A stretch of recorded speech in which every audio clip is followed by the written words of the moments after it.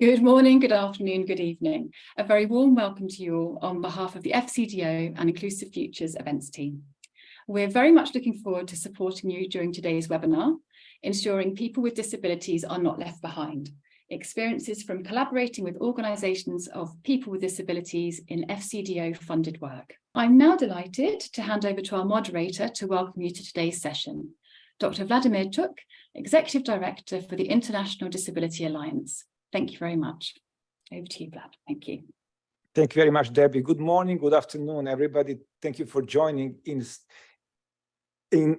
such a large numbers. Welcome to the webinar, Ensuring People with Disabilities Are Not Left Behind, experience from collaborating with organizations of people with disabilities in UK FCDO-funded work. It is a very catchy title, you will agree with me. This webinar is co-hosted by UK FCDO and Inclusive Futures. My name is Vladimir Chuk, and I'm Executive Director of the International Disability Alliance. We will start this webinar with opening statement from the Right Honourable Andrew Mitchell, the UK Minister of State for Development and Africa. Please. Can we have a video? Good morning, afternoon, or evening, wherever you are in the world. Thank you all for joining this session today. I'm sorry that I'm unable to join in person, but was determined to be involved as I recognise that engagement and consultation is key to ensuring people are properly included in the work of the Foreign Office. The UK was proud to co-host the first Global Disability Summit in London in 2018, which generated new momentum towards global disability rights. We've continued to drive forward our work on disability inclusion, publishing the current FCDO Disability Inclusion and Rights Strategy in February last year. But it is not enough to just have a strategy and written words. This is why we started our flagship Disability Inclusive Development, or DID, and disability capacity building programs in recent years. Through DID, we are working with some of the best disability-focused civil society partners in the world to test what works for people with disabilities and help the Foreign Office and others learn, adapt, and implement the best approaches to inclusive development. This has also included gold standard randomized controlled trials of some of the most promising inclusive interventions, giving us evidence about how we should support people with disabilities. The DID program has already reached over 13.5 million people with disabilities and generated almost 150 evidence papers. And based on this success, I was very pleased to approve a £9.6 million two-year extension to the programme earlier in the summer.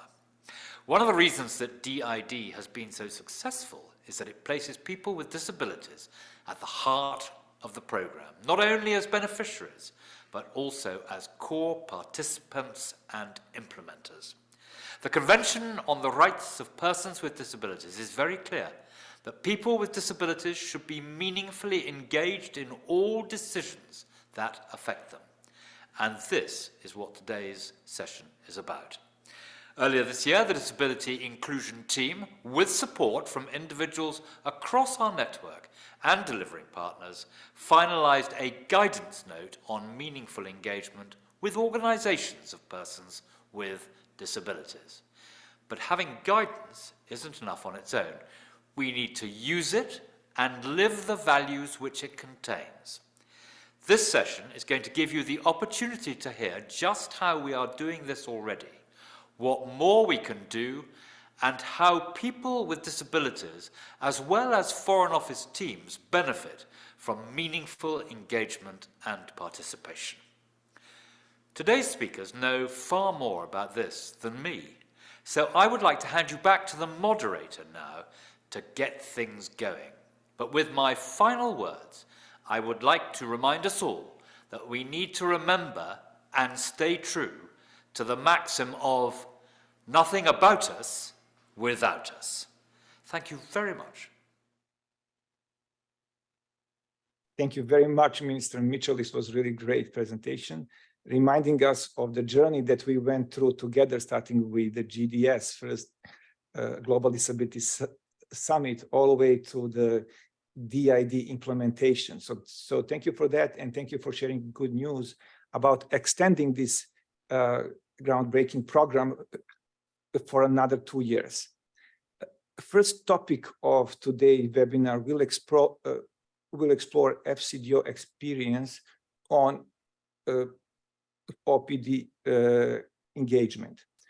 Joining us from London is Sylvia Lorad from the British High Commission in Kampala, Uganda. She will be discussing her experience in working with OPDs with Daryl Lloyd, who leads FCDO's Disability Inclusive Development Program. Welcome, Sylvia and Daryl. Floor is yours. Thank you very much, Vlad. Sylvia, could you just quickly introduce yourself and your role at the High Commission in Kampala, please? Thank you. It's a pleasure being here today. I'm Ichumar Sylvia Lorot. I work as a social development and education policy officer in Kampala. And on disability, I work specifically on disability inclusion, women and girls, and education. Fantastic, thank you. And I know in your academic studies, you covered disability inclusion in your master's degree. This is the first time you've been working on it in the field. So can you just give us a quick outline of how the High Commission has been engaging with OPDs and kind of what kind of activities you've done and how that's worked? Thank you. So specifically, I'm going to outline 4 ways in which we have done this. So the first one is, I remember that early this year, during we had a visit from Diana Dalton. She was a field visit to monitor our disability rights funding in Uganda. So during one of the engagement sessions, we had a consultation, an engagement session with OPDs, and one of the OPDs was actually our partners working on sexual and reproductive health rights for disabled youth. And through that engagement, we came to understand the challenges that young disabled people were having in accessing sexual and reproductive health services. So 2 months later, the British High Commission in Kampala started working on its business case. It's called Empower. It's supposed to provide sexual and reproductive health services to women and girls in Uganda. So for me, that was an opportunity for us to utilize the engagement, the conversations that we had with young people about the challenges and see how to mainstream the kind of lessons that they had shared with us into this program. So throughout most of this year, we actually worked on having these conversations, inputted in our business case.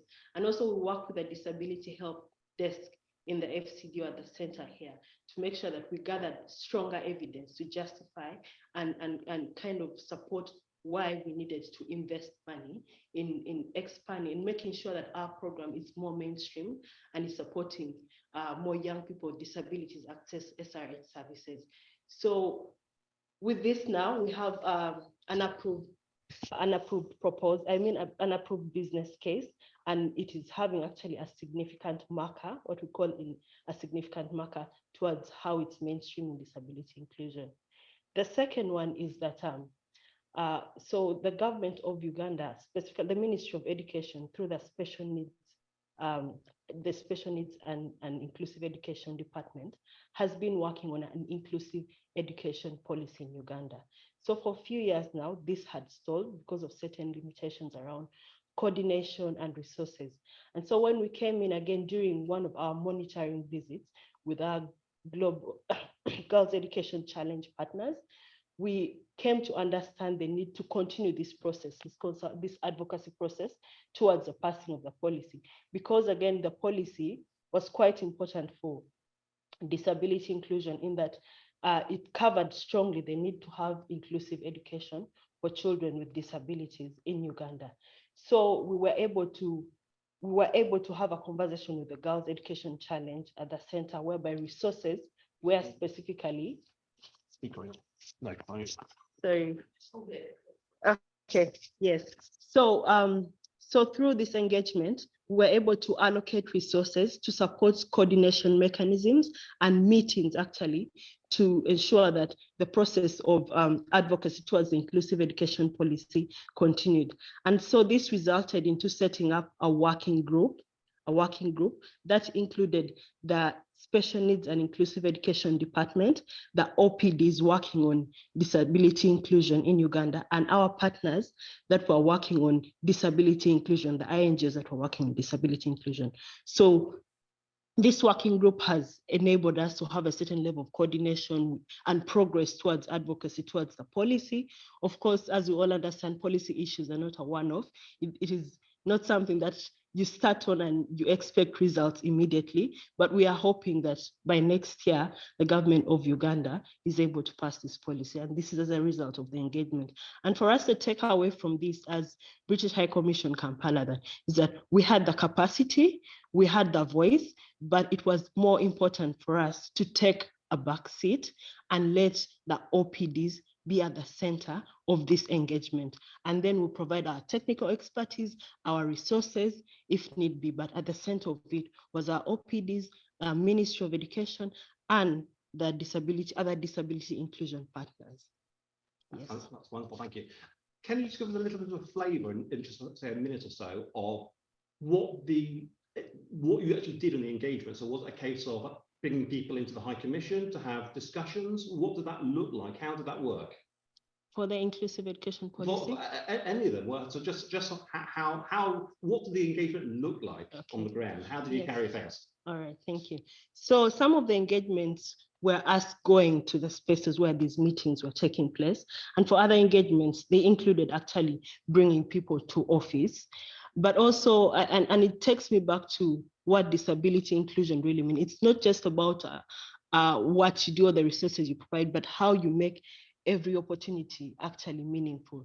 So for us, even in terms of accessibility, I'm glad to say that the British High Commission in Kampala, the space in which we sit in, is quite accessible, that even when we have bureaucratic limitations around how to access buildings and things like that, security details, when it comes to the need to make sure that a person with disabilities has to access the facility, for example, we easily get clearance for a vehicle to get into the office. And for me, I find that like really, really wonderful. Excellent. So it sounds like the High Commission has done a lot of work on the accessibility and allowing people to be able to come in and engage on with what they need. Yes. Fantastic. Yes. Now, sometimes we hear people raise concerns around it costs a lot, or it takes a lot of time to engage. Have you found that? And if you have, what have you done to address those issues? Yes, so I know that is an issue, and especially when it comes to having to mainstream. Maybe specifically, let me go back to when we're dealing with our Empower Business case. The Empower Business case is the sexual and reproductive health business case at FCDO. I noticed that there are a lot of partners to engage. There are a lot of things to do when it comes to writing, and there are timelines, targets that have to be reached. So then the policy officer coming in to come and say, no, we need to have this also. We need to gather this evidence. We need to talk to these partners. Oh, we need to use this information. I mean, that in a way looks like you're requesting for more time, or you're requesting for, some extra special attention to make sure that a program that is supposed to be covering the whole country is giving you more attention. But I think that is very important. That is very necessary. And that's not something we should compromise about. And I'm really, really glad that working with our health advisor, for example, that this was a person who already understood what we're looking for and was willing to give us more time, for example, to consult the disability help desk at that center here in London, or to seek for more information from our partners in order to make sure that we had a strong business case and understood exactly how we were able to mainstream disability inclusion within this program. Fantastic. And I think the two things I took from that statement was that publicise the help desk. The help desk is such a fantastic resource, yes. So we should be making as much use of that as possible. And I think you very much touch on there on the idea of partnerships and how important partnerships are. Yeah. Wonderful. We basically have about 90 seconds left. So just to finish off, what do you think FCDO can do to offer more meaningful participation to OPDs. What should we do next? What should we be looking at across the piece to get better at this? Thank you. So what we should be doing is being more present in these spaces. And that's what we're trying to do now in Kampala. So in Uganda, there is a Disability Funders Forum. It's a space where, partners working on disability inclusion meet and discuss these issues. So we are trying to be in that space. For me, what I've understood is that disability inclusion is it's not a one-off thing. You have to continuously be in the space. There's new knowledge and new information coming in that is important, and we have to be in that space continuously. It's not just a one-off thing that you tick a box and say, I did disability inclusion. So we need to do it properly and continue to do it. Yes. Fantastic. Thank you very much for joining us today, Sylvia. That has been fascinating to hear what's been going on in Kampala and all the wonderful work you've done there. And I'll hand this back over to Vladimir. Thank you very much, Daryl, and thank you very much, Sylvia, for presenting the situation in Kampala. Thank you very much for that. At this point of the webinar, I would like to share with you that we will be collecting questions that will be responded at the end of this webinar by a panelist. So please use Q&A feature of the Zoom to post a question. You can start doing that right now. Now we will hear next from the women OPD leaders from DID program. As we mentioned already, OPD engagement has a central role in a DID program, starting from the governance to creating in-country design workshops, OPD engagement officers, national coordination committees. All of that was set up to ensure that really OPD engagement will have a central role in DID. For example, because of OPD involvement, the focus of entire program changed from health and livelihood to, for example, education, and that was clearly from the recommendations of OPDs. In September 2022, DID program ran 3 peer-to-peer roundtables with staff from OPDs and NGOs that are working on the DID program. They discussed what worked well and what didn't so far. As a result of this engagement, we developed 2 learning products that communicated our findings, as well as we launched a resource hub on OPD engagement. Both of these things can be found on Inclusive Futures website. I would kindly suggest that you visit the website whenever you have a chance. The video that we will see just in a second, we look how OPDs are strategizing to strengthen the participation of women and youth with disabilities. Can we have a video, please?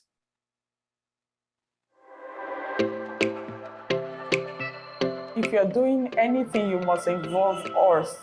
You don't do anything without our knowledge. Putting meaningful engagement with organisations of people with disabilities into practice. Lessons from the Inclusive Futures Disability Inclusive Development Programme.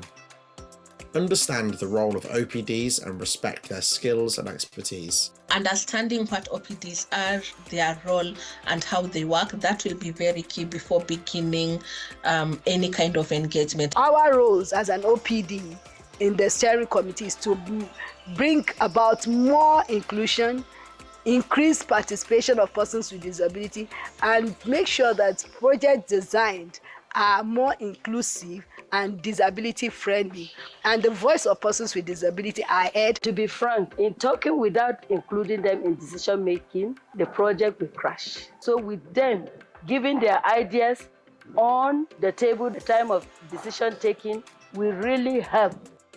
Seek diverse inclusion of OPDs in the area and context you want to work in. Within a program like Inclusive Futures, OPDs are at the center of the program. So then what we are doing is using that structure of OPDs to make sure that women and girls with disabilities from local level, from rural communities, and then the diverse types of disabilities are being represented. Especially in the Kenyan context, organizations of persons with disabilities are everywhere, from the smallest level of administration in Kenya. Organizations like us, like UDPK being an umbrella organization of persons with disabilities, you will be able to get a lot of guidance in terms of how do you engage with OPDs at any level. Identify any gaps and strengthen representation. Once you figure out how the OPDs are organized, if there are no specific organizations of women with disabilities, there are no specific youth-led organizations, then the next thing you'd want to do is a capacity assessment or just an assessment of the organization to look at what does the participation of women look like, what does the participation of young people look like. The 3 circles tool helps a lot because it does have those questions within it, and then it also includes combining that with the gender assessment.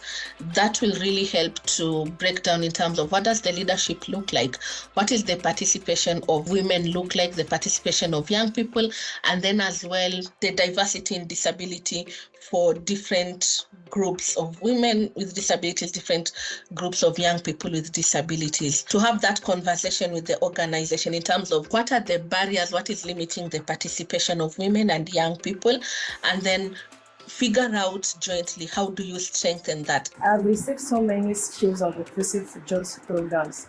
Well, it makes me stronger than kids. It makes me to know the right time to fight for my rights. What are my rights? What are my choices? Training focus on advocacy, guiding sexual reproductive health and rights for persons with disability, as well as policy related to persons with disability and accessibility audits. And now I have a better understanding of the policy and framework that supports inclusivity and equality. Agree and develop a clear strategy of engagement, including areas for capacity strengthening. One of the key learnings is the need to have a clear OPD engagement strategy developed together with the OPDs and then owned by all the consortium partners. They need to have a clear terms of reference, a clear process of engagement, right from identification to involvement in project inception, throughout program implementation, and then even during monitoring. The forums where we look at lessons learned and then involvement in validation workshops for different learning products, be it research, be it any insight studies. This engagement strategy also captures, apart from the direct involvement or the activities that the OPDs get to participate in, lead on, but then also the capacity strengthening approach of the program. That's the training that we had on safeguarding. It helped us to improve our policy because we have sent our policy to site savers. They review it and they were able to pinpoint some of the gaps that we are having on safeguarding policies, and we have improved on that. So the partnership is very, very helpful, and it's bringing us together to work as a team. It's bringing a very big collaboration. Agree roles and responsibilities. The role of OPDs is to sensitize the society about inclusive education, to give the knowledge, the society, how to handle the pupils or the children with disabilities. Previous, we have not do this for using OPDs. Home-based education, বাড়ি ভিত্তিক শিক্ষায় ওই বাচ্চাকে আমরা আগে প্রস্তুত করে তুলি, যে প্রস্তুত করে তুলে তারপর ওই বাচ্চার হচ্ছে স্কুলে ভর্তি করে দেই, মাঝে মাঝে খোঁজ খবর নেই, স্কুলে যাইতেছে কি যাইতেছে না। তারপর বাচ্চার সুবর্ণ নাগরিক কার্ড, শিশুদের আমরা সুবর্ণ নাগরিক কার্ড করে দেই এবং তাদের যে একটা ভাতা বই আছে যাতে তারা উপকৃত হয়, সেই ভাতা কার্ড আমরা করে দেই। Dedicate resources and budgets to OPD engagement. The costs for OPDs in terms of mobilization costs, communication costs, all of that are budgeted for by the program. So any cost around OPD participation is taken care of. যেমন নেতৃত্ব বিকাশের একটা training পাইছি আমরা, advocacy training, home based education কি, তারপর একভূত শিক্ষাটা কি, এগুলা ট্রেনিং আমাদের দেওয়া হয়েছে। ট্রেনিং এর মাধ্যমে আমাদের মানে উন্নত করে তারপর আমরা জিনিস মানে ইনক্লুসিভ ফিউচার আমরা বুঝতে পারছি। কোনো শিশু শিক্ষা থেকে বাদ দিয়ে নয়, সকল শিশুই শিক্ষার আওতায় আসবে। This should be a lesson to other organizations to emulate what FCDO is doing by involving us, carrying us along, and then including us in implementing their activities, both from the startup stage up to the implementation. We want to be included, we want to be carried along. Disability inclusion is everyone's responsibility. Find out more about building collaborative partnerships with OPDs at inclusivefutures.org. Thank you for sharing this really fantastic video, comprehensive video, teaching us a lot of lessons. Now we are getting into the final session of this webinar before a Q&A part. So please continue posting your questions in the Q&A function of the Zoom.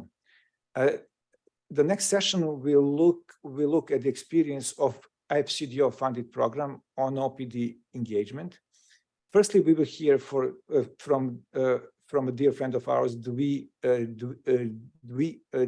Aryani, who is regional head of programs in Asia for the Disability Rights Fund. Dwi is based in Indonesia, so we will be hearing from her via video. And next, then I will be handing over my moderating duties to Johannes Trimmel, the program director of the Disability Inclusive Development Program, who will be guiding a discussion with Claire Walsh, the associate program director of DID, and myself. I will first hand over to Dwi and then Johannes directly. Thank you very much. My name is Dwi Aryani. I'm based in Indonesia. I'm the co-program director at this moment and the regional head of program for Asia for Disability Rights Fund and Disability Rights Advocacy Funds. And I'm a woman with disability. And if I have to describe myself, I'm wearing a purple hijab with a lot of flowers, and I'm wearing glasses. Can you tell us about your role in the Disability Rights Fund and the FCDO-funded Disability Capacity Building Program? We provide organization of persons with disability, particularly from the global south, resources for them to advocate their rights and to advance the implementation of CRPD by doing policy reform at the local and national level, but also advocate for inclusive sustainable development goals implementations. What has been your experience of working on disability rights in Indonesia? Recently, my house have been affected by flooding. So I feel the struggle, challenges that we face as a woman with disability, as person with disability when the disaster or emergency happenings. So we working closely with a grassroots organization of person with disability to actually advocate the involvement of person with disability in themselves in disaster risk reduction programs and policy. One things that I can share, for example, ensuring that the data is disaggregate, reflecting gender, disability, age, so that person with disability is accountable and in counts when there is a relief program or a response programs in the emergency situations.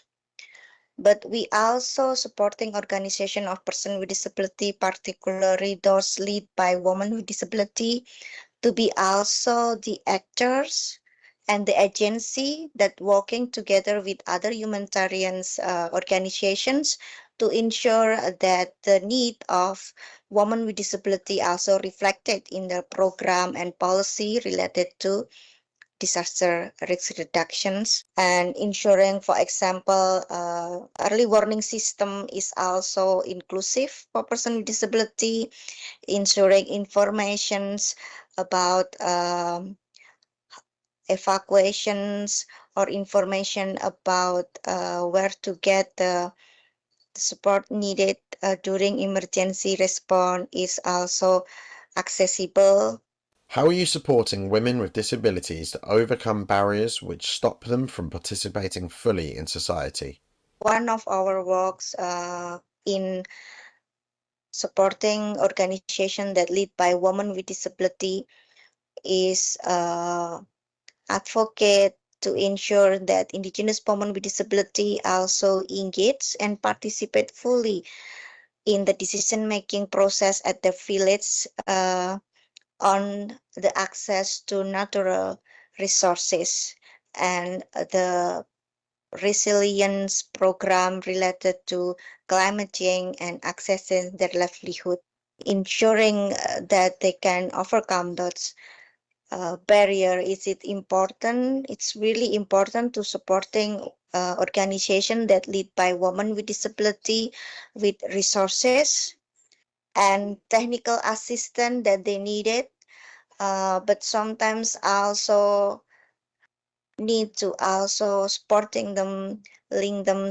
with other movements, because when we're talking about the issue of women with disability, it's also should be something that we put it in the agenda of women rights movement, for example. So by providing resources and let the women with disability be the leaders of their movements, be the leaders of what they would like to advocate, that will be make them to be the agency of themselves to advocate their rights. Can you tell us about your work with grassroots and national organizations of people with disabilities?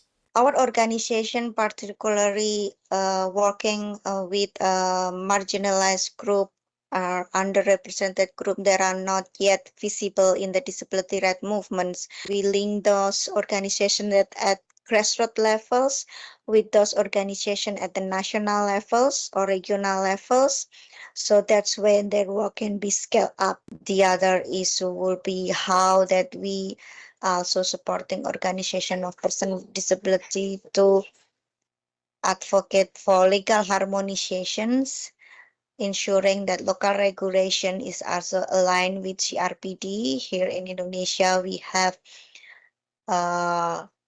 decentralization policies, so we provide support for OPDs to advocate that local regulation and programs and policy is inclusive for persons with disability, but also aligns and advance the implementation of CRPD.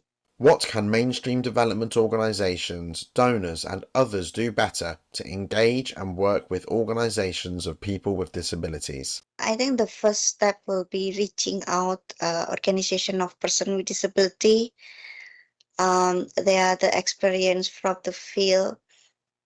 The person with disability also are the right holder and have the solution to the problems that they have. So it's very important to listen to them and facilitate the meaningful participation of person with disability at all levels of your program and your works, ensuring your policy and program is disability inclusive, and build partnership with organization of person with disability in equal basis. It's important also to give the resources that need by organization of person with disability to advocate their rights and give the decision making into their hands, bridge communication relationship with other organization working in other issues, so that the issue of disability be represented in other mainstream issue. If you are working on developing a program policy, please look around and see if you see person with disability in the tables or not. If you see all of person with disability, including those that marginalized, indigenous person with disability, deaf, blinds, deaf, LGBTQI with disability are already in the table with you and discuss the issue with you or not. If not, then you have to reach out them.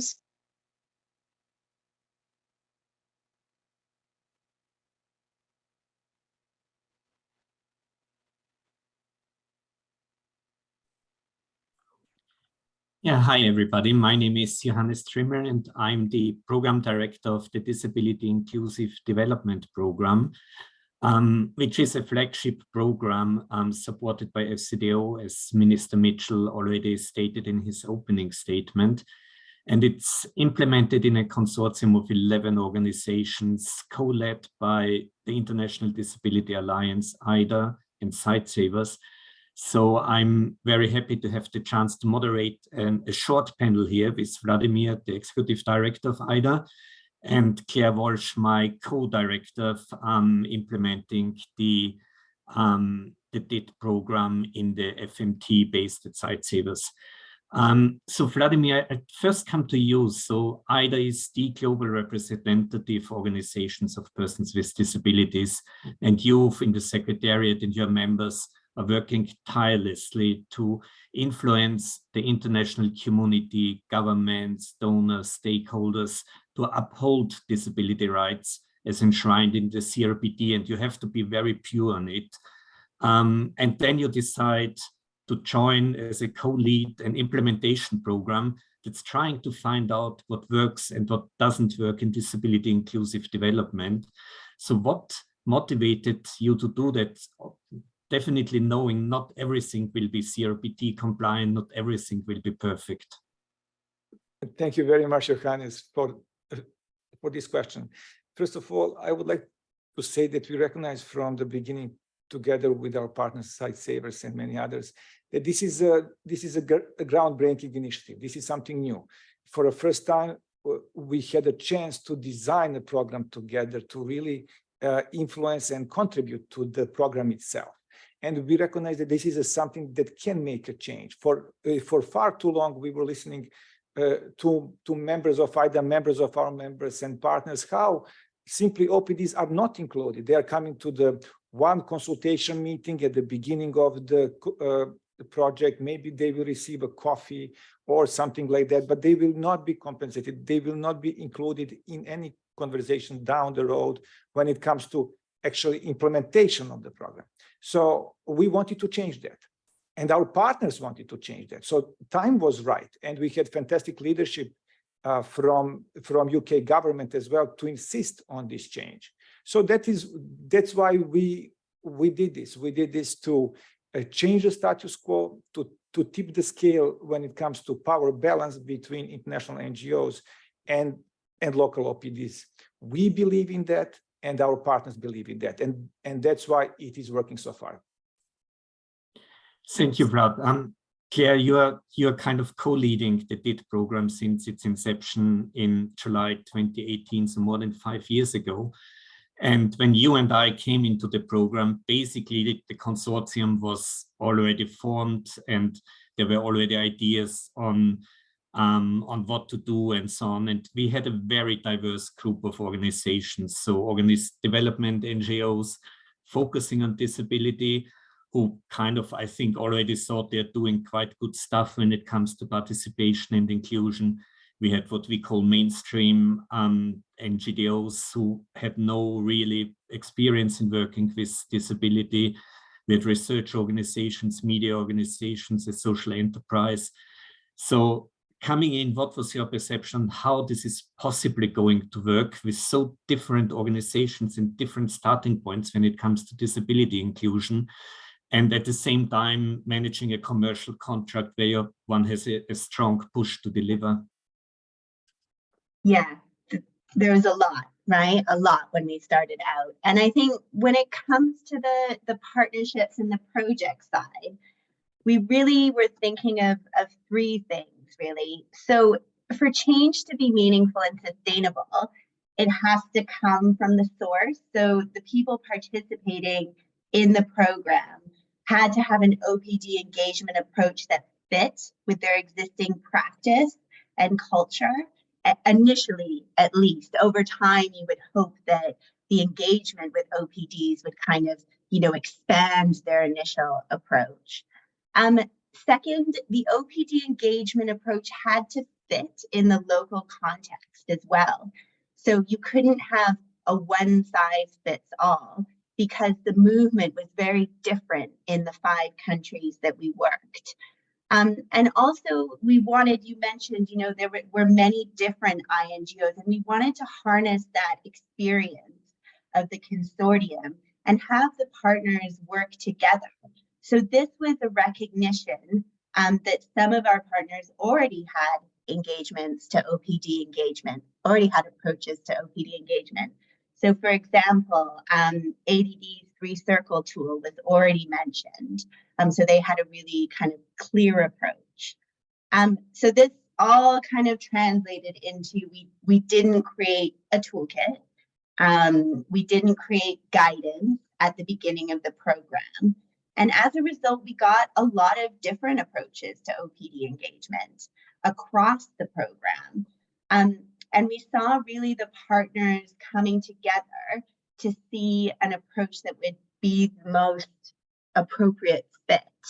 So, for example, Site Savers engaged with OPDs at the LGA and state level in Nigeria, in Kaduna and in Kogi, and they created these co-governance structures that included OPDs, but also included other key stakeholders. So in the Inclusive Education Project, those included parents who were very critical for inclusive education to work, but also health center staff and kind of government officials. And we saw that, this also furthered the localization agenda that we're hearing about a lot, and particularly in Nigeria, made the project more resilient to the security issues that were happening around them. So these projects kind of continued because they had these local governance structures that work so well. In other contexts, we saw a significant downstreaming of funds to from INGOs to OPD partners. So Sense International works very closely with the National Federation of the Deaf in Nepal, and Light for the World and UDPK have a really strong partnership on the livelihoods project there. So at last check, we were working with about 32 OPDs across the program.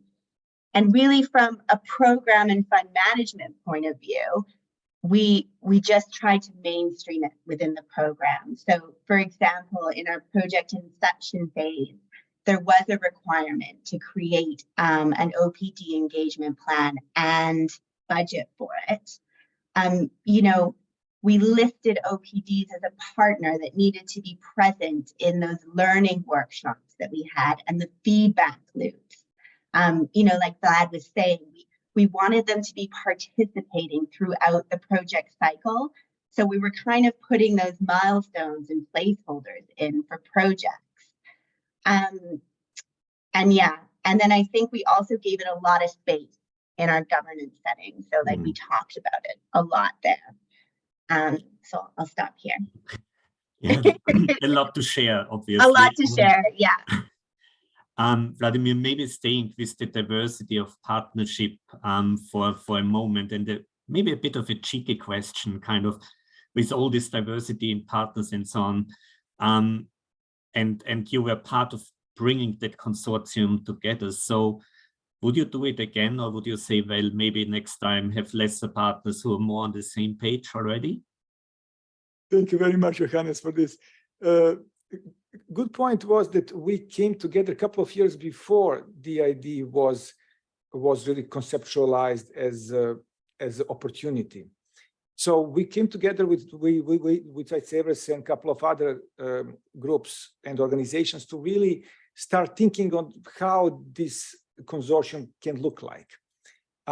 So first to say that. Secondly, to say that absolutely we will need to do it again. I don't know if we would be doing it in the same way, but I think that the point is to bring diversity of stakeholders, diversity of partners, so that we can influence. It's not enough to just work within our bubble. We saw that in many moments that working within a bubble is not enough. We need to branch out. We need to work with everybody so that we can really change the narrative on disability and combat stigma that is everywhere. So I would do it again, of course. I think that when we started, everything was new for us. Nobody knew really what we are doing exactly, but that was kind of a benefit of this program. I think that lesson learned for me from this phase so far, many years are now behind us. I think that we would be doing it a little bit differently. I think that we were focusing a lot on CRPD compliance and really insisting that everything would be 100% CRPD compliant, while we should be focusing more on the journey, on the process that each of our partner has to go through. So if there is anything that I would change, you didn't ask that, but let me say it anyways. That is something that I would propose to change. But no, in terms of diversity of partners, yes, bring it on. Thanks for that. So taking up what you said is we were on a journey. Let's for once go back to the beginning of the journey, Claire. When we kicked off the program, we did it with kickoff workshops in all the partner countries. And we were very clear that we want to have a strong representation from OPDs during these workshops. And I think in the end, we had around half of the participants were from OPDs and half were from development NGOs. And then we basically did a planning exercise while there were already plans in the minds of the partner organizations who have signed the contract, basically. And we took them to the side and decided to have a more bottom-up approach, and we let the OPDs being part in decision-making and voting what will be the priority areas of interventions. What's your take on how that worked? On one side, we have to implement the program, ideas already there, projects could have started right away, basically, and then there's this step that basically turns everything, or not everything, but many things upside down, and changing the original plans. Yeah, I mean, I think the key message here is that organizations really need to commit to prioritizing the work based on the expressed needs of the people who may benefit. So of the OPDs and people with disabilities, like you described, and that means commitment. You know, that means what we did, where we were kind of looking at what they prioritize. And I think this has been mentioned before. You know, they prioritize education and livelihood. And, you know, our original plans were kind of more leaning towards health. So we had education and livelihood there.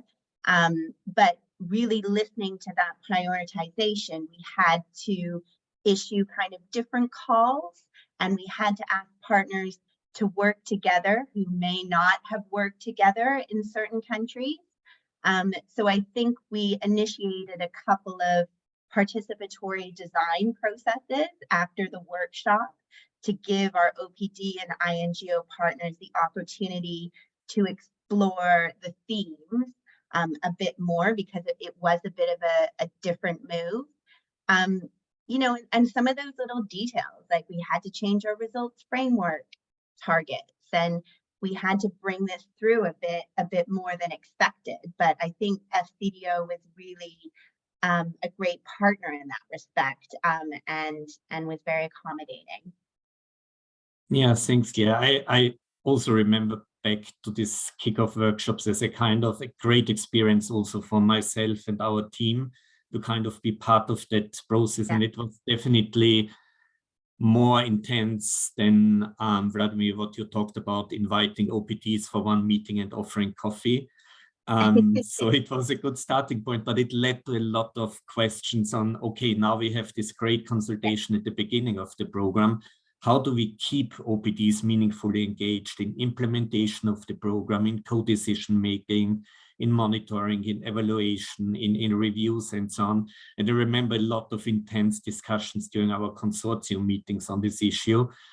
And I think it was February 2019, if I'm not mistaken, Vlad, you made in one of these meetings a very strong call for financing and resourcing OPDs to have a chance to meaningfully engage. Can you elaborate a bit about why it is so important to provide the finances and the resources and not rely on just inviting OPDs to come if they can? Thank you very much, Johannes. I remember those days as well. But no, we were simply insisting on a financing of the participation and generally involvement in a project, because we believe that is how our partners will really try to take things seriously and to make sure that we will challenge status quo. So basically, we wanted to make a mechanism together with you and together with all our partners, in which we will ensure that OPDs will actually partner. And the only way to really partner is if you implement project together, but meaningfully, meaning that there is a money behind, there is a money to be spent, there is a money to be transferred, there is a bank account, there is a whole process, and also that is capacity building of organizations. And I would not forget to say capacity building of our partner organization, NGOs, because we are all learning in this process. So it was important that we have concrete tool, concrete vehicle to ensure that this transfer will happen, that this change will happen, that this commitment will happen. And it did. And it did. Also, we were insisting on reasonable accommodation provisions, accessibility, mobility, and also to measure that. And why that is important? It is important because we believe that we need to bring new practices, new policies, new value system through what we do. And again, by instilling a budgetary allocation for this, it is the best way forward. So I think that we achieved. I think if you remember, Johannes, at the beginning, we were together reviewing these project proposals of our members and trying to work with our members to improve, consortium members to improve and to how to conceptualize better this particular part. It was fascinating time. Yes, thank you, Vladimir. I can underline that fully. Fascinating time.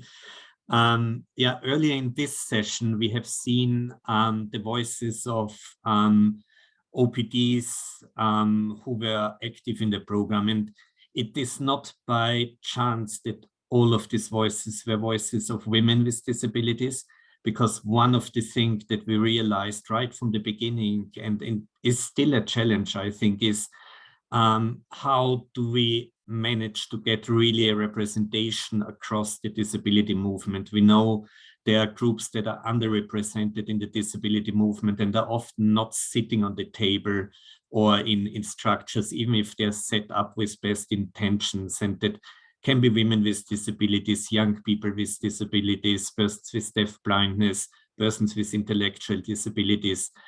And we realize there is this representation gap. So Vladimir, what can we do to support the disability movement to bridge that representation gap?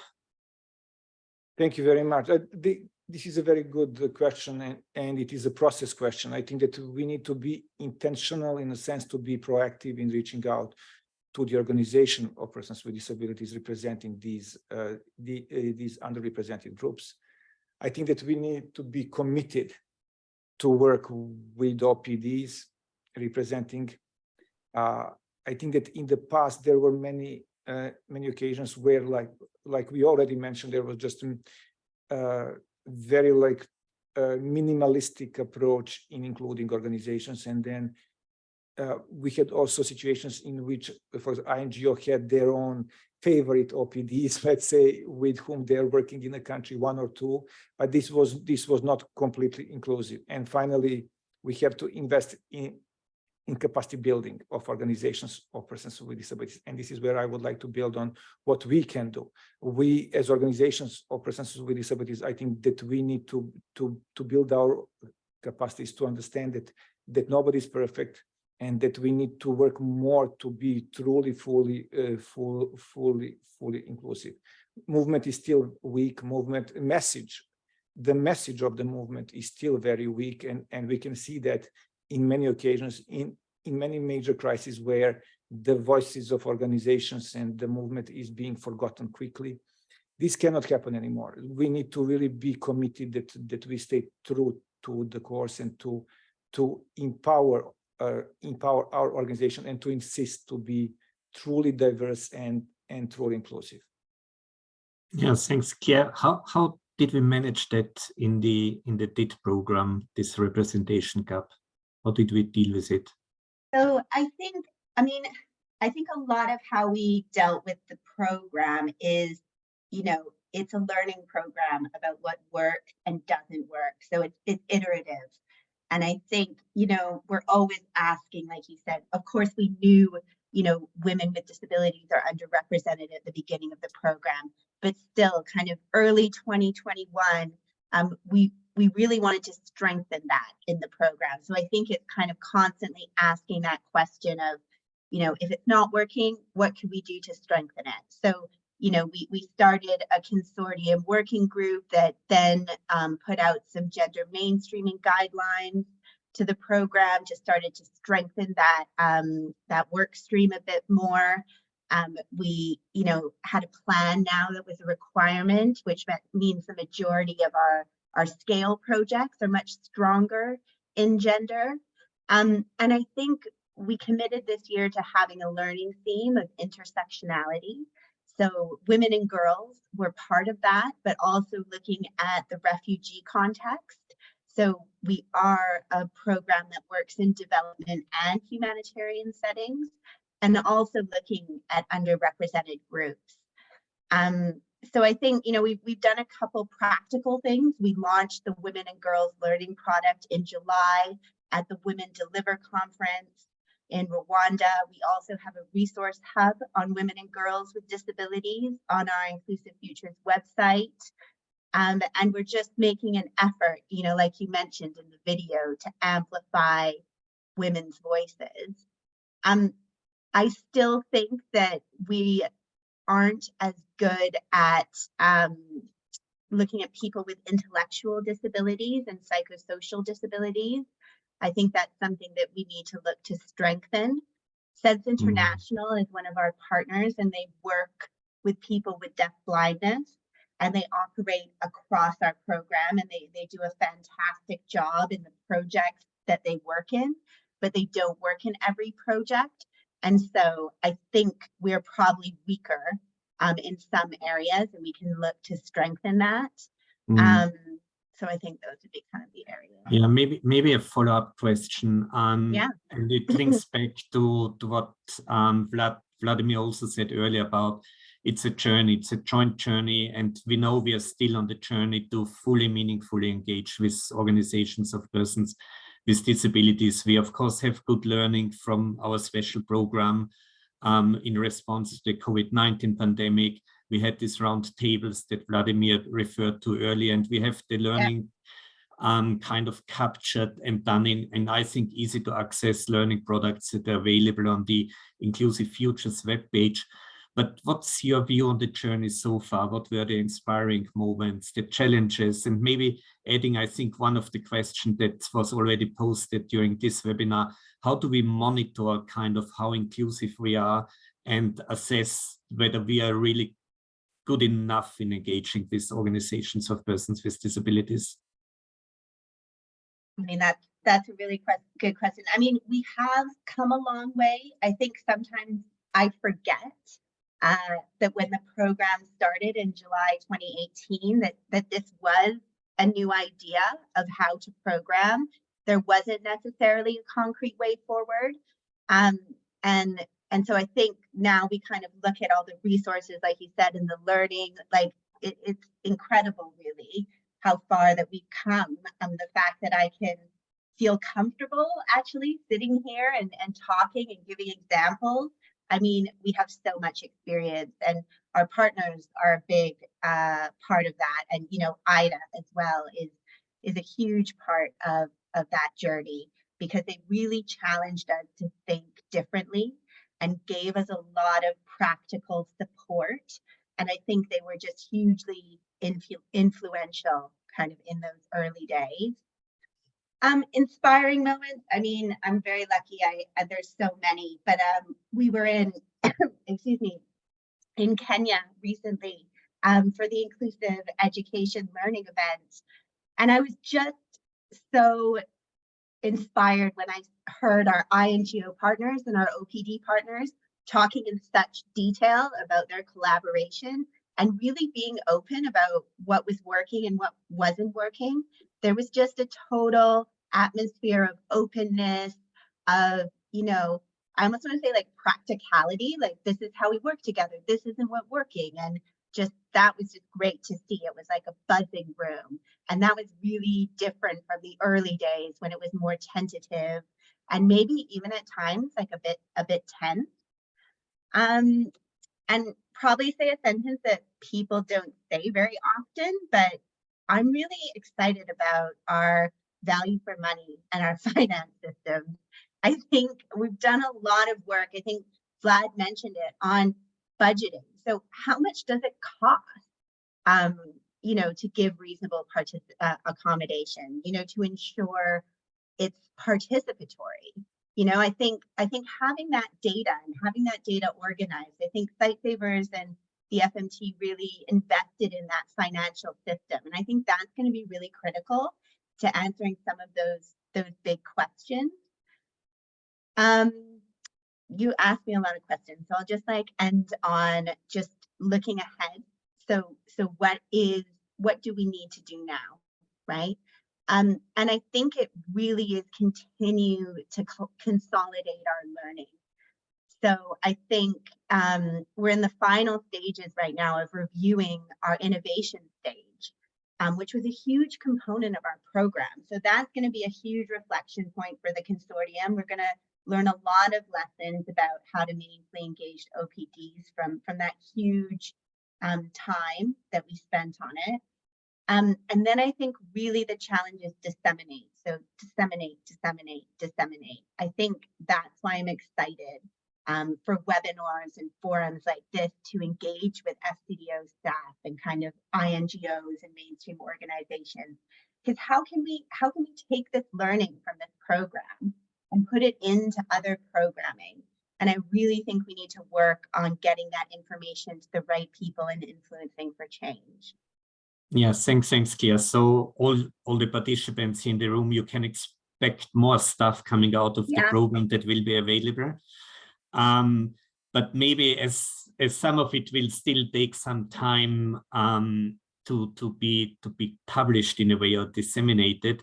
And I know we have many participants in the room who are starting the journey for adopting disability inclusive practices and who are eager to do so, because otherwise you might probably not have joined this webinar. But you might not be exactly sure on how to do it and actually where to start and what comes first. So maybe that's my last question, and I pose it to you, Vladimir. So for all these people who are eager to make a difference and who want to know what, how to do and what comes first, what are your 3 top tips from your experience and our learning from the DIT program? Thank you very much, Johannes. Maybe it will be more than a few, but yeah, let me just go back to the beginning of this webinar and the presentation that Minister Mitchell made, reminding us about Global Disability Summit. And for a reason, I believe that the Global Disability Summit marks the new phase, new day in a disability rights movement globally, internationally, nationally, everywhere. Why? Because for the first time, we start taking things seriously. And for the first time, we positioned OPDs at the center. So I would say that in approaching this, we need to first recognize the new reality of a day. And that is that we are putting organizations or persons with disabilities at the center, which doesn't necessarily mean that we will be knowing all the answers. It's just that we are committed, collectively committed to do that. And I believe that is for the simple reasons because organizations or persons with disabilities are providing and guaranteeing for sustainability of the results of all projects. All of our projects will have a start date, end date. There will be organizations coming and going, but OPDs are there for, in some cases, for example, 100 years. So this is a sustainability that we want, sustainability of the results, and we don't speak enough about this. By definition, we are most committed to this change, and by definition, partnership with OPDs is mutually beneficial. So next, I would say that that this journey needs to be recognized by all partners as transformative. So we need to be ready to make some changes in our organizations and to be ready to make mistakes. We are all learning. We said that many times, and Claire said it before, one size does not fit all, and there is no one approach that will be absolutely successful. Finally, I would say that recognizing that we are all committed to change and to work and to hear organizations of persons with disabilities. If we are committed to change, if we want to be on this journey, if we are not afraid of mistakes, the next step is simply to pick up a phone and call local OPD and start working. Thanks very much, Vladimir. So I'm handing back basically the moderation role to you now, Vladimir. So you have to switch hats. And thanks for the very interesting talk and insights from you and Claire. Thank you very much. Thank you very much, Johannes, and thank you very much, Claire, for this exchange. As you can tell from this panel, this can last for many more hours because we have a lot of things to say. Please reach out to myself, Johannes, or Claire if you have any follow-up questions. Now we are going to the Q&A session, and we have a couple of questions. So we covered, I believe, the one first question about monitoring evaluation, and I have another question for a panel. How were parent organizations involved in inclusive education programs? They are critical to push for inclusion of children with intellectual disabilities and other disabilities, but are often not accepted as a voice by organizations or persons with disabilities. I would say that in the organizations, in the umbrella organizations, this should not be the case, that the parent organization should be accepted. International Disability Alliance has several members, global and regional, that are recognizing parent organizations as equal stakeholders. So I would like to hand over to Claire or Johannes to say a couple of more things about this.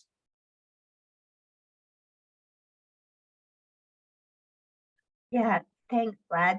Sorry, I'm just unmuting there and making sure I have the question in front of me. I mean, I think I kind of addressed this a little bit before when I was talking about kind of co-governance structures. So in our inclusive education projects, we definitely look at OPDs as a key stakeholder, but also parents, teachers, working within the different community groups. So I think that that's how we kind of address it. It's just engagement and involvement. Johannes, did you have something additional? Yeah, I think what I would just add is what level we are talking about. I think, as Vlad said, on the umbrella OPD level, in most of the cases, there are parents' organizations who are members. They have been part of the journey. They were also the ones who were very strong on having a strong education portfolio, actually. At local level, I think we have seen many situations, let's say at community level and so on, where there is not really an existing parent organization, but the program is working with the parents and is also helping them to get together. So in a way, the program in cases has been a bit of an incubator of parents coming together and starting to informally build groups. Thank you very much. I have one more question. Have your initiatives and collaborations led to any positive changes in policies or practices at a broader level to promote inclusivity for persons with disabilities? I would say that if this broader level is understood as regional or global, I would say that indeed International Disability Alliance is tasked to bring all the gains made at the local level to the global level through the wide IDA capacity building and definitely advocacy activities that we have. So we believe in IDA in a local to global and then vice versa, global to local kind of two-directional paths. So from one side, everything that is generated and created at the local level influence immediately through the advocacy work that IDA is implementing, the global narrative change, the transformation of the agenda, influencing resolutions, program, UN, other stakeholders. And then we turn back and everything that is agreed on at the global level, we bring down to the local and national level through this project and other projects to, in a way, provide for more tools for the local organizations to work with their local government. So, for example, Global Disability Summit is a fantastic tool that we use through the commitments, etc., etc. I don't know if Claire or Johannes would like to contribute. Not really. Just Okay. Also just one point, maybe saying that having you from IDA so kind of in the lead of the program also means that we can make the links between what we are learning from the program and the influencing work at international level and vice versa. So I think that's a great asset of working together in this project. Great. Okay, I will move on to one more question, and please let them keep them coming. What strategies do you pursue to include disability experts who are not part of OPDs in development, programming, and policies? I don't know if you want to start, Claire, or Johannes this time around. So the first thing that came to mind is that we do have disability inclusion experts seconded to FCDO as kind of part of the capacity building aspect of the program. That would be my first point. And then I guess, I don't know, I'm kind of hesitating around the term disability inclusion experts because they could be part of OPDs, and if they're not, if they're part of academic institutions, we do include research. That's a very important pillar of the program. So that's a way to be including, experts in another field. So I think those were the two initial thoughts I had on that question. Johannes, did you have any additions? Yeah, I would say, and it's a discussion that's ongoing, to be honest. It's about who is working with an OPD, who is a person with disability, who is not part of an OPD, where are experts that maybe sometimes find it hard to work with OPDs, etc. So I think the question is to not take an either or approach. It's very clear for meaningful engagement, the role of OPDs is fundamental and central, that you will also find in the general comment of the CRPD committee and so on.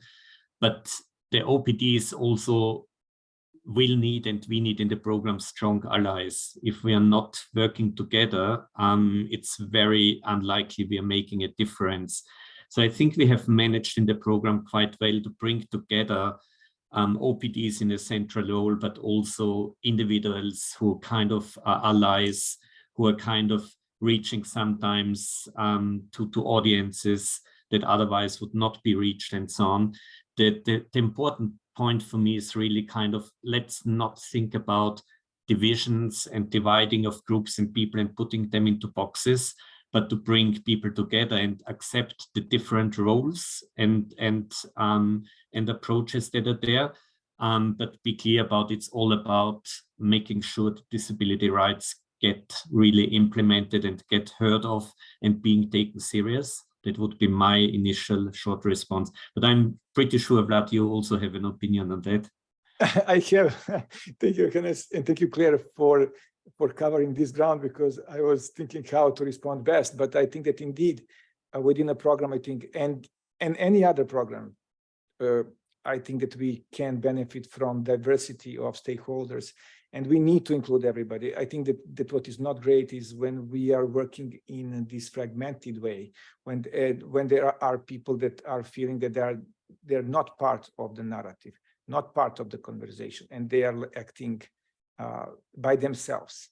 I think that if we are working together, that is always beneficial. We can cover much more ground when we coordinate, when we align our positions, when we represent what we are truly believing in. So indeed, I don't know if this is more like philosophical response or practical, like Johannes and Claire. But yeah, I think this is the best that we can do right now. At this moment, I would like to thank you for taking part in this webinar. It was a fantastic 90 minutes, really great. Thank you so very much for taking the time. I know that for some of you, this was very late, for some quite the contrary. So thank you for joining. From my side, we truly enjoy being part in multiple FCDO programs, and we see FCDO as a fantastic partner, and also Site Savers and all DID partners as well. So I would like to thank you for taking a part, for posting questions. Don't hesitate to follow up. We are here always. We tend to work 24/7, as some of you may know. And now I would like to hand over to Daryl to give us a closing remarks and to close the session. Thank you very much. Thank you very much, Vladimir. There are many reasons why donors and delivery partners need to engage meaningfully with OPDs. Above everything else, it's an absolute requirement for under the Convention on the Rights of Persons with Disabilities, the CRPD, which means we have an obligation as a donor to do that. But beyond that, actually, there are also lots of moral obligations, moral reasons to ensure that the people who are affected by our work have an opportunity to direct it, influence it, and know what's going on. But beyond that, there are lots of practical reasons. Meaningful participation speaks to aspects of value for money, and this is kind of really important in terms of donors and making sure that our money is going to the right things, to be delivered in the right ways. Equity is the obvious one, especially as we need to ensure that all the activities we do not increase inequalities. We want to decrease inequalities, and it's very easy if you don't take the needs of people with disabilities into account, that you're making things worse for them. So there's very clear equity arguments. But effectiveness is just as important. Only by consulting, and not just consulting, responding to the messages OPDs give to us, reacting to them, taking them into account, can we make sure that the work is delivered, our work is delivered, is delivering what people with disabilities need and want, rather than making assumptions, which could be wrong, and not doing things in the most effective way. Now, many of today's speakers have given us examples of how consultation has helped shape projects to make them stronger and more inclusive. And one of the lessons that we can take from the Disability Inclusive Development Program that Vlad and Johannes and Claire have just been talking about is that having OPDs as an active delivery partners helps to drive inclusion throughout the whole development process. It improves everything from the beginning to the end. It's not just about consultation, it's about how can they be involved throughout to make sure things are being delivered as they want to, and helping them as OPDs, as organizations, build their capacity and their knowledge. And we have quite a few questions in the Q&A about building capacity. And this is a key thing. What OPDs, there are lots of OPDs that are fantastic straight away. They can jump in, they have the capacity, they have the knowledge, they have the expertise, but there are some that don't, but they still have a lot to give. How can we as donors help them do that? Well, it's by taking them on that journey and making the best use of their skills and knowledge. And as part of that, helping them build their financial knowledge, their safeguarding skills, and all those other things that help them become more effective organizations. And that not just helps them deliver, it also helps them become better advocating for rights. So very simply, engagement consultation is important, but it's the minimum. It's not the end game.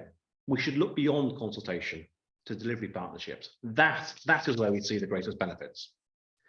Now, Sylvia has also shown that some of those myths we hear, the myth it costs too much or it's too difficult, they're just that, they're myths.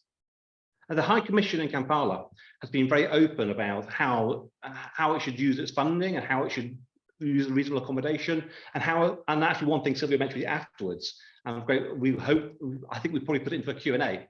It's not just about putting events on where people can be consulted, it's about finding what events are already happening, where those reasonable accommodations, where there's sign language interpretation, where the captioners, they're already there. How can we make best use of that? That's, again, good value for money. So what they found in Kampala is actually those barriers we were worried about, they're not really barriers, they're not there, there are other ways around them. So it's not as frightening as we think. One thing that I think Susie has already put in the chat is that FCDO has some guidance on OPD engagement. And by no means is this the definitive guide to consulting with people with disabilities, but it's a good place to start. So there's a public version, we've put it out there, so hopefully people can see it. But there are other learning documents that we can recommend. So the United Nations Disability Inclusion Strategy has some excellent guidance, which we borrowed, I'll put that nicely, we borrowed parts of. Inclusive Futures on the website, there's a couple of documents there on OPD engagement. So there's plenty of learning out there, and I recommend people have a look at it and see. But there are three messages I'd like people to take away today. I kind of boiled it down to, firstly, we can only be truly inclusive if we consult and build partnerships with people with disabilities. So we must take that route. It's absolutely critical. That's the only way we're going to get to inclusion. There are other things we need to do as well, but that isn't necessary. Secondly, something Vlad talked about is don't let fear of making mistakes hold you back. People might not know what language to use. They might not know what reasonable accommodations to put in place, but you can find that out easily. Ask. People will tell you. They'll help you guide you on what language they use in that context. So don't be afraid. Don't be afraid of making mistakes. It's better to try and ask and improve than it is to not do anything at all. And the other thing, Vlad, the third thing I want to mention, again, Vlad touched on, is that we're still at the start of this journey. It's going to be a long journey to be truly inclusive and truly collaborative. It is a journey. We're not going to get it right every time, but we're only going to get there if people do take those risks and do start. So if you haven't started that journey yet, please do. I'd like to finish off though with a couple of a few thanks. First of all, to the audience, to all of you for coming along. I think we had over 200 people at one point, which is fantastic. You've asked many fantastic questions. We've answered some live. We've put some on the chat. We'll try and answer the other ones afterwards if we can. So thank you very much for that. Secondly, to the speakers and the panelists, whether they join by video or live, we would never have an event without people being prepared to come along and talk. Thirdly, to Debbie and the whole team at NYT, who underlined all the technology, we wouldn't be able to do anything without their skills and knowledge. Vladimir, the fourth person, for moderating the session so excellently today and sharing his expertise and knowledge. And finally, the people we must never, ever forget, the sign language interpreters, the captioners, who are critical to making these events inclusive and make all the difference. So thank you very much. And with that, I will let everyone go. Have a nice day. Thank you.